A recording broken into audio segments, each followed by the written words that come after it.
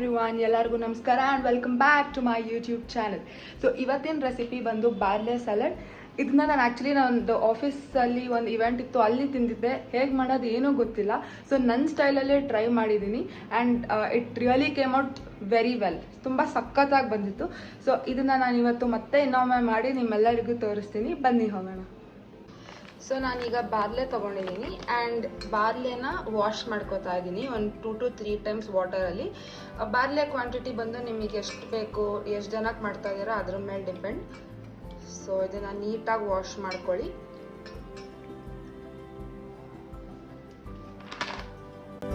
So ನಾವೀಗ ಬಾರ್ಲೆ ಗಂಜಿ ಹೇಗೆ ಮಾಡ್ತೀವಿ ಅಲ್ವಾ, ಅದೇ ಥರ ನೀರು ಹಾಕಿ ಇದನ್ನು ಸ್ಟವ್ ಮೇಲೆ ಬಾಯ್ಲ್ ಮಾಡಬೇಕು.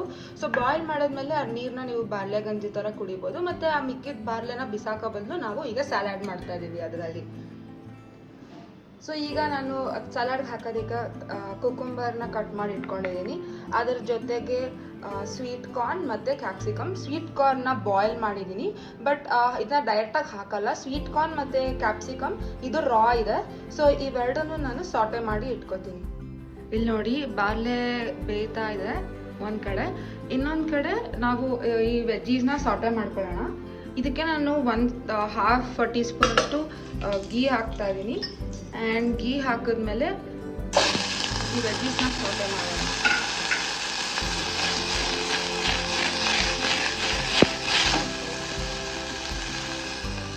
ಈಗ ಒಂದು ಕಡೆ ಬಾರ್ಲೆ ನೀಟಾಗಿ ಬಾಯ್ಲ್ ಆಗ್ತಾ ಇದೆ ಆ್ಯಂಡ್ ಇನ್ನೊಂದು ಕಡೆ ನಾನು ಸ್ವೀಟ್ ಕಾರ್ನ್ ಮತ್ತು ಕ್ಯಾಪ್ಸಿಕಮ್ನ ಸಾಟೆ ಮಾಡ್ಕೊತಾ ಇದ್ದೀನಿ.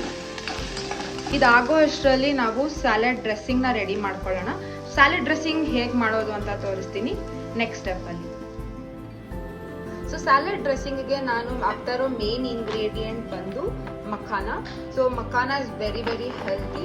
ಸೊ ಮಖಾನಾಗೆ ಸ್ವಲ್ಪ ಹಾಟ್ ವಾಟರ್ ಹಾಕಿ ಅದನ್ನ ಸೆಟ್ ಮಾಡೋಕ್ಕೆ ಬಿಡಬೇಕು.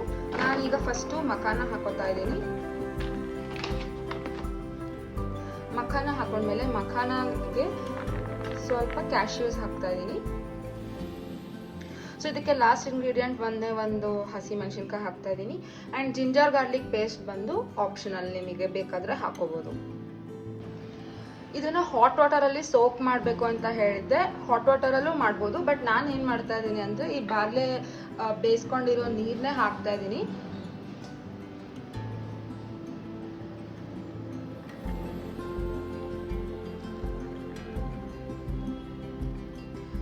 ಸೊ ಈ ಥರ ಹಾಟ್ ವಾಟರಲ್ಲಿ ಸೋಕ್ ಮಾಡಿದ್ಮೇಲೆ 2 to 3 minutes ಮುಚ್ಚಿಟ್ಬಿಡಿ. ನೆಕ್ಸ್ಟ್ ನಾನು ಮಿಕ್ಸಿಂಗಿಗೆ ಬೌಲ್ ರೆಡಿ ಮಾಡ್ಕೊಂಡಿದ್ದೀನಿ. ಆ್ಯಂಡ್ ಫಸ್ಟು ಕುಕುಂಬರ್ ಹಾಕ್ತಾ ಇದ್ದೀನಿ. ಕುಕುಂಬರ್ ಹಾಕಿದ್ಮೇಲೆ ಸಾಟೆ ಮಾಡ್ಕೊಂಡಿರೋ ವೆಜ್ಜೀಸ್,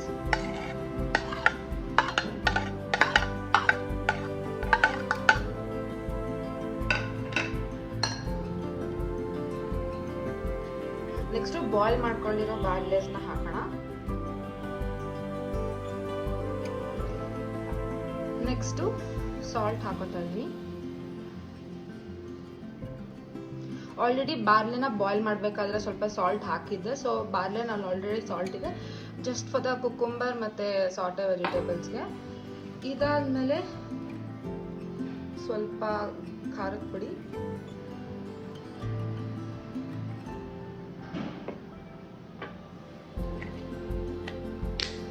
ಆ್ಯಂಡ್ ಅದಾದಮೇಲೆ ಚಿಲ್ಲಿ ಫ್ಲೇಕ್ಸ್,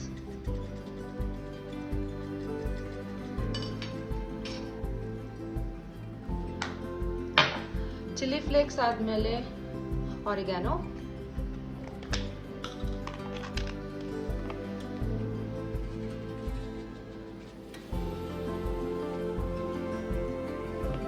ಸೊ ಇಷ್ಟೆಲ್ಲ ಇಂಗ್ರೀಡಿಯೆಂಟ್ಸ್ ಹಾಕಿದ್ಮೇಲೆ ಇದನ್ನ ಮಿಕ್ಸ್ ಮಾಡ್ಕೊಳ್ಳಿ.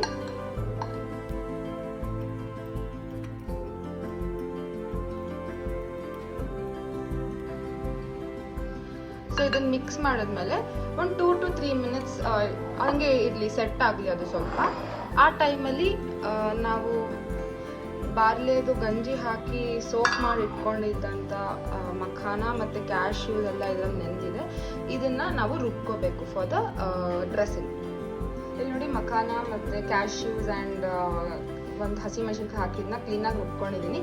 ಇದನ್ನು ನಾವು ಡ್ರೆಸ್ಸಿಂಗ್ ಥರ ಯೂಸ್ ಮಾಡೋದು. ಸೊ ಇದನ್ನು ನೀಟಾಗಿ ಇದಕ್ಕೆ ಪೋರ್ ಮಾಡ್ಕೊಳ್ಳಿ.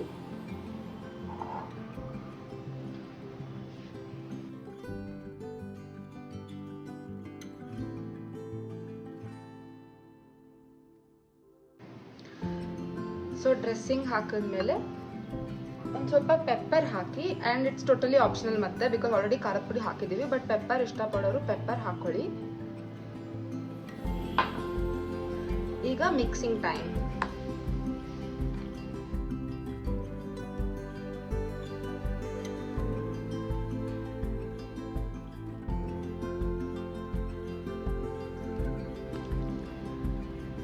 ಇಲ್ಲಿ ನೋಡಿ ಎಷ್ಟು ಪರ್ಫೆಕ್ಟ್ ಆಗಿದೆ ಡ್ರೆಸ್ಸಿಂಗ್ ಈ ಸ್ಯಾಲಡ್ಗೆ. ನಿಜವಾಗ್ಲೂ ತುಂಬ ಸಕ್ಕತ್ತಾಗಿದೆ. ಒಂದ್ಸತಿ ಟ್ರೈ ಮಾಡಿ ನನಗೆ ಹೇಗಿದೆ ಅಂತ ಕಮೆಂಟ್ ಬಾಕ್ಸಲ್ಲಿ ತಿಳಿಸಿ. ಮತ್ತು ನಿಮಗೇನಾದರೂ ಸಜೆಷನ್ಸ್ ಇದ್ರೆ ಇದನ್ನು ಹೇಗೆ ಇಂಪ್ರೂವೈಸ್ ಮಾಡ್ಕೋಬೋದು ಅಂತ ಅದನ್ನು ಕೂಡ ಕಮೆಂಟ್ ಬಾಕ್ಸಲ್ಲಿ ತಿಳಿಸಿ. ಆ್ಯಂಡ್ ಡೆಫಿನೆಟ್ಲಿ ಎಲ್ಲರೂ ಟ್ರೈ ಮಾಡಲೇಬೇಕು. ಇದು ಲಂಚ್ ಜೊತೆಗೆ ಮತ್ತು ಡಿನ್ನರ್ ಜೊತೆಗೆ ಗ್ರೇಟ್ ಆಪ್ಷನ್. ಬ್ರೇಕ್ಫಾಸ್ಟ್ಗೂ ಕೂಡ ತಿನ್ಬೋದು. So any time basically. So ಮಾಡಿ ತಿನ್ನಿ, ಎಂಜಾಯ್ ಮಾಡಿ, ನನಗೂ ಹೇಗಿದೆ ಅಂತ ತಿಳಿಸಿ. So thank you so much ಎಲ್ಲರೂ ಈ ವಿಡಿಯೋನ ನೋಡಿದ್ದಕ್ಕೆ. ನೆಕ್ಸ್ಟ್ ವಿಡಿಯೋದಲ್ಲಿ ಇನ್ನೂ ಹೊಸ ರೆಸಿಪಿ ತೊಗೊಂಡು ಬರ್ತೀನಿ, ಕಾಯ್ತಾ ಇರಿ.